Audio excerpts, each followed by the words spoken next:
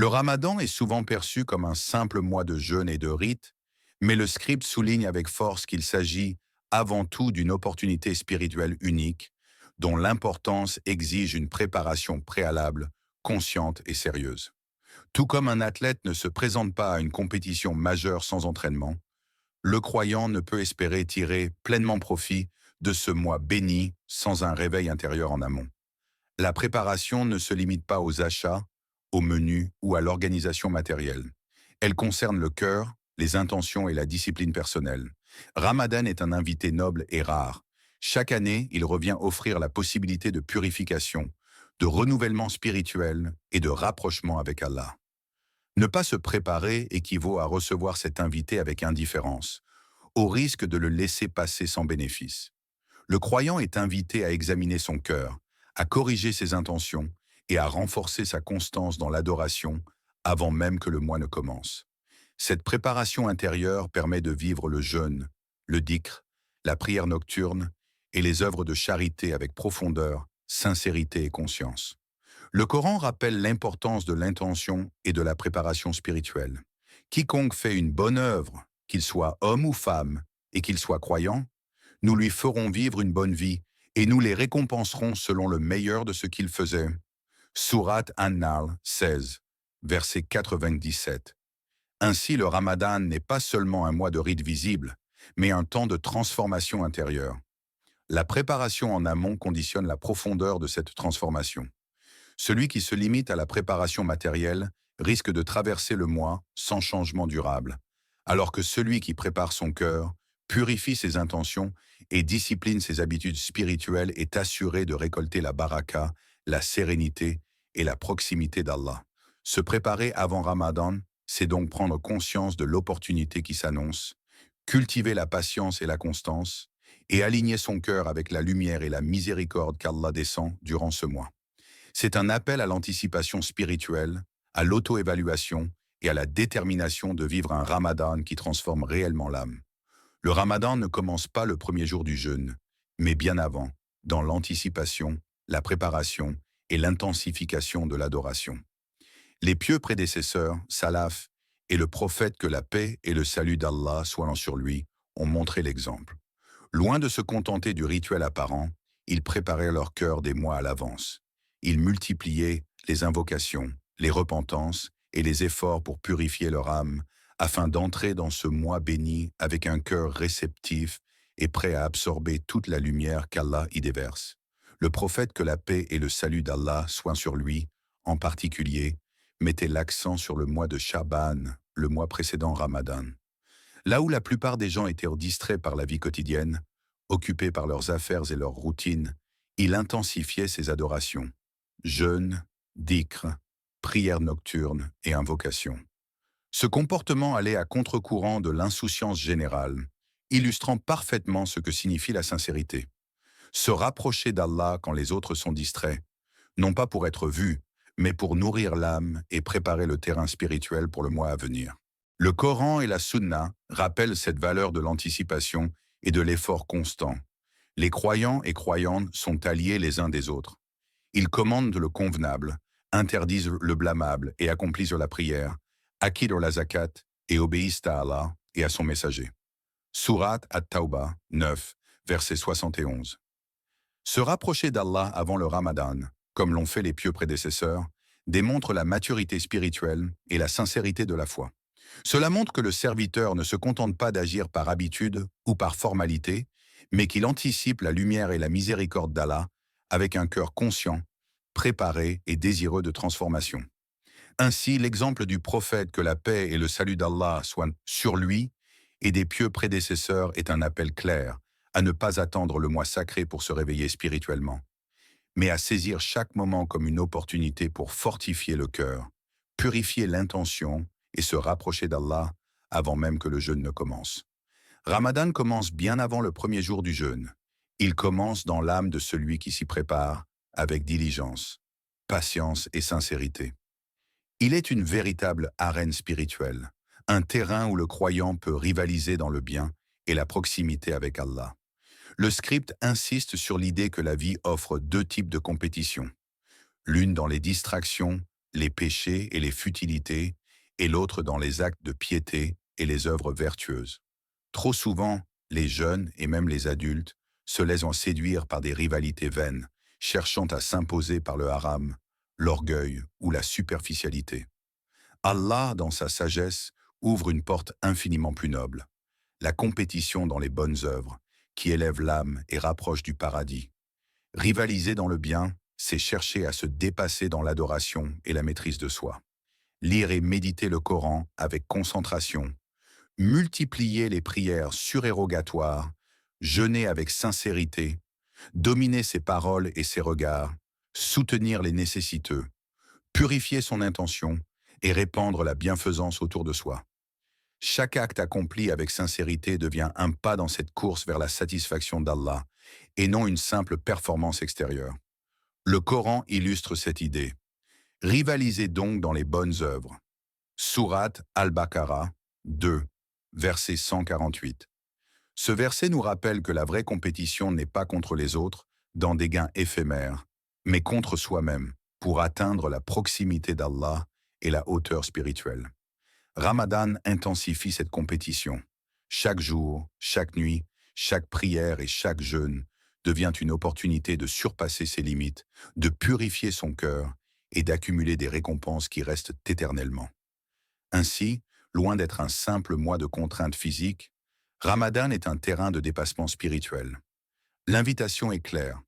Rivaliser dans le bien, chercher à être meilleur qu'hier, à purifier son âme, à élever son rang auprès d'Allah et à devenir un exemple vivant de piété et de sincérité. Cette compétition, noble et éternelle, transforme le croyant et fait de chaque Ramadan une étape vers le succès ultime, le paradis et la satisfaction divine. La fixation d'objectifs élevés et clairs avant même le début du mois. Entrer dans Ramadan sans intention précise ou plan spirituel revient à traverser le mois comme une simple période de privation physique, où le jeûne se réduit à s'abstenir de manger et de boire, sans impact réel sur l'âme. Le script insiste sur le fait que chaque Ramadan doit être un tournant, un moment où l'on laisse derrière soi certaines habitudes, renforce sa foi et cherche à se rapprocher davantage d'Allah. Fixer des objectifs élevés implique plusieurs dimensions. Élever la qualité de son adoration, multiplier les prières surérogatoires, la lecture réfléchie du Coran, les invocations et le dhikr.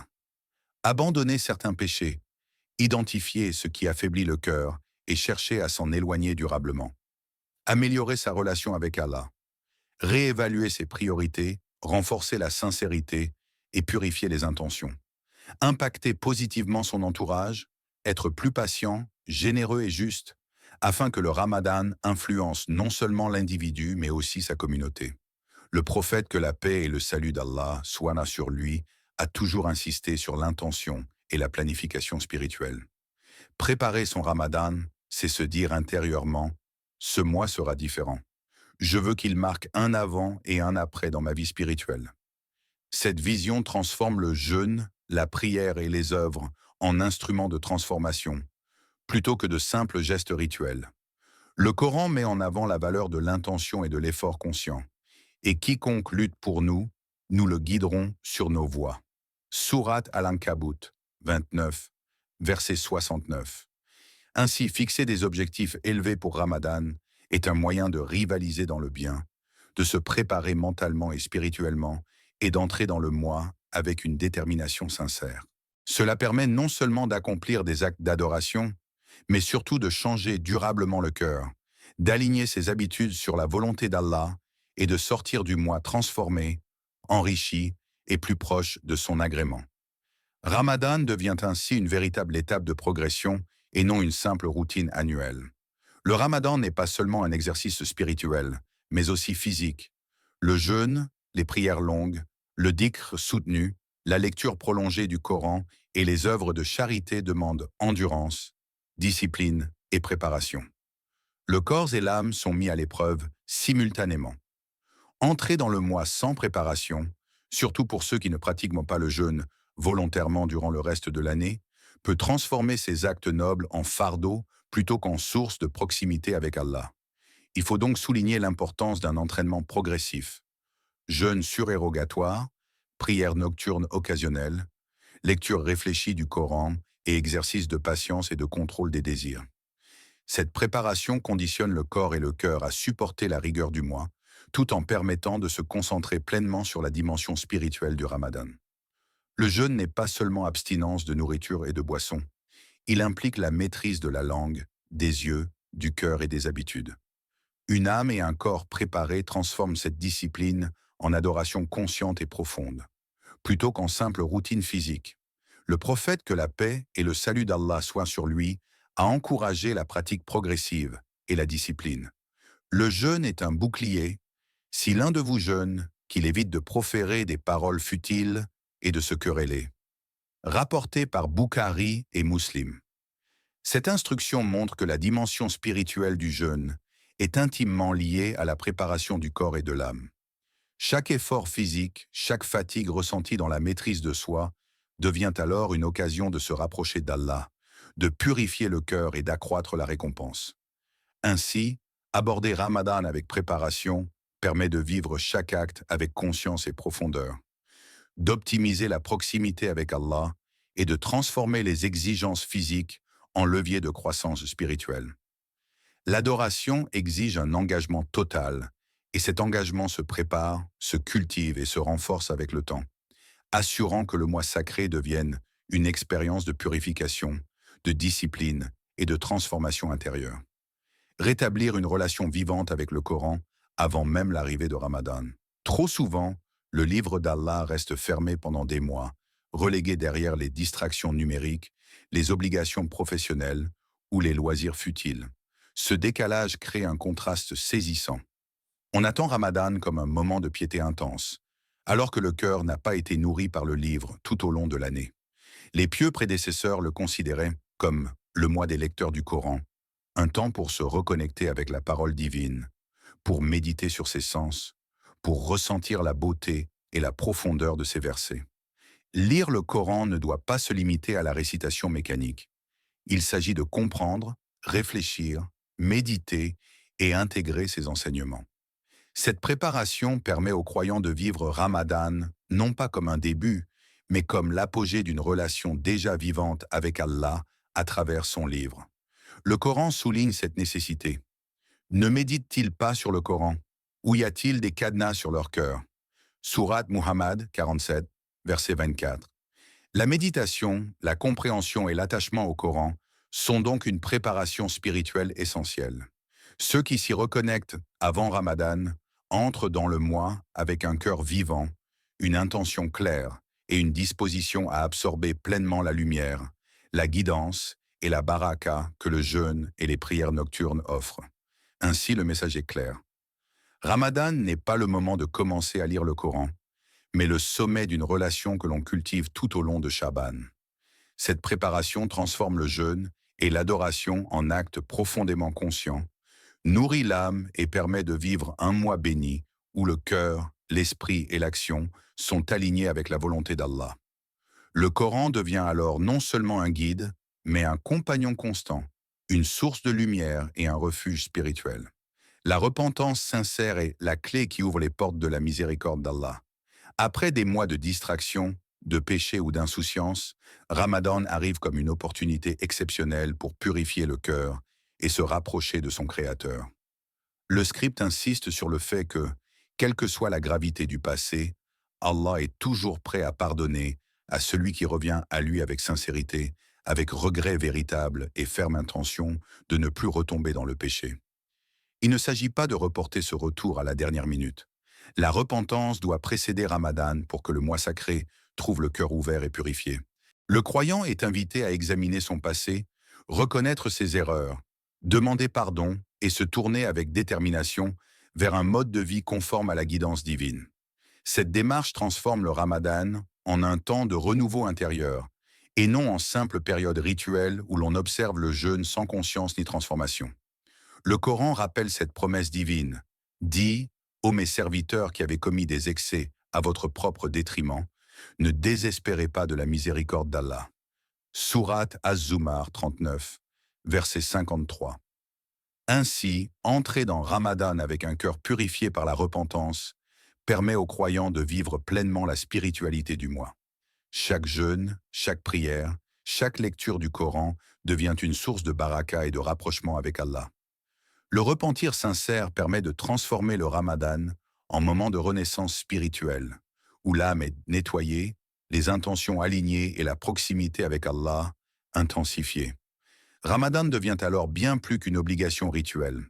Il devient un temps de miséricorde, de purification et de renouvellement intérieur, accessible uniquement à ceux qui préparent leur cœur en revenant sincèrement vers Allah, avec humilité, regret et détermination à changer. Il ne s'agit pas d'une simple abstinence de nourriture, de boisson ou de relations, mais d'un combat intérieur pour atteindre la piété, taqwa. Même lorsque les démons sont enchaînés durant Ramadan, l'âme reste un adversaire redoutable. L'ego, les désirs et les habitudes erronées continuent de pousser vers le péché. Le jeûne devient alors un terrain de lutte spirituelle, où le croyant doit exercer maîtrise, discipline et vigilance pour purifier son cœur et affermir sa foi. Le jeûneur est appelé à contrôler sa langue, ses pensées, ses actions et ses émotions. La privation physique n'a de valeur que si elle conduit à une transformation morale et spirituelle. Ramadan est comparé à un combat décisif où chaque effort sincère est une victoire sur soi-même et sur ce qui éloigne du chemin d'Allah. L'objectif ultime est clair, obéir à Allah, délaisser l'interdit et purifier le cœur afin que la taqwa devienne une qualité durable au-delà du mois sacré. Le Coran souligne cette finalité du jeûne. Ô vous qui croyez, le jeûne vous a été prescrit comme il a été prescrit à ceux avant vous, afin que vous atteigniez la piété. Sourate Al-Baqarah 2, verset 183. Ainsi, celui qui sort de Ramadan sans transformation intérieure est invité à s'interroger sérieusement. Le mois est une opportunité rare, un cadeau précieux d'Allah, et nul ne sait s'il vivra le Ramadan suivant. Chaque jeûne, chaque prière et chaque moment de sacrifice est une chance de purifier l'âme et de renforcer la relation avec le Créateur. En somme, le jeûne de Ramadan ne se limite pas à un devoir physique. C'est un chemin vers la piété, un travail de purification du cœur et un apprentissage de maîtrise de soi, offrant la possibilité de naître spirituellement renouvelé, capable de poursuivre la rectitude et la sincérité tout au long de l'année. Ô Allah, toi qui ouvres les portes de la miséricorde et offres les bénédictions aux serviteurs sincères, fais-nous atteindre le mois de Ramadan dans la santé, la foi et la pleine conscience de ton agrément. Purifie nos cœurs avant son arrivée, efface nos manquements passés et accepte nos repentirs avec clémence. Renforce notre foi, affine nos intentions et fais que nos actions soient conformes à ton plaisir. Accorde-nous la sincérité dans notre adoration. Aide-nous à t'aimer au-dessus de tout, à rechercher ce que tu aimes et à délaisser ce que tu détestes. Fais que chaque jeûne, chaque prière et chaque lecture du Coran soit un moyen de purification, d'élévation et de rapprochement de toi. Ô Allah, transforme ce Ramadan en vrai tournant dans nos vies. Un mois où l'âme se renouvelle, où les mauvaises habitudes se brisent et où la piété grandit. Inscris-nous parmi tes affranchis du feu, parmi ceux dont le cœur et les œuvres t'ont été agréables. Amen.